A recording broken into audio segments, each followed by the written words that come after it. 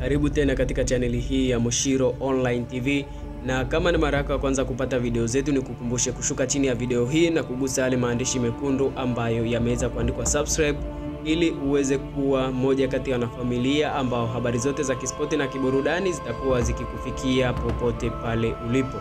Na baada ya mazungumzo ya siku moja jijini Dar es Salaam, nyota wa Marumo Gallants ambaye anajulikana kama Malhatse Makudubela amefikia makubaliano ya kusaini mkataba mwaka mmoja wa kuitumikia timu ya Young Africans.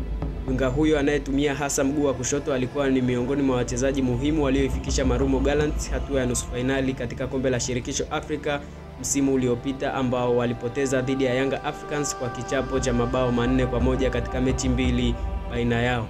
Yanga alianza kupiga hesabu za kumsajili mara baada ya kumuona katika mechi hizo mbili kabla ya kukamilisha usajili wake, akitarajiwa kutambulishwa muda wowote siku ya leo.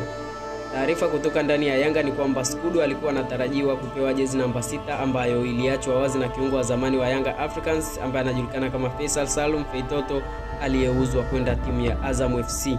Skudu alitua nchini jana usiku, ambapo leo alikutana na viongozi wa Young Africans kumalizia mazungumzo ya kuja kuitumikia timu hiyo ya wananchi Young Africans. Winga huyo anaweka rekodi ndani ya Yanga ya kuwa mchezaji wa kwanza raia wa Afrika Kusini kuwatumikia mabingwa hao watetezi wa ligi kuu ya NBC na kombe la shirikisho la Azam.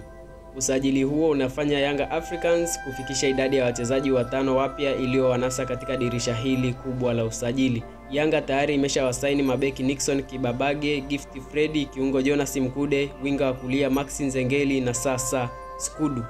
Ili uendelee kuwa kwanza kupata video zetu, ni kukumbushe kugusa neno subscribe pamoja na alama ya kengele iliyopo chini ya video hii.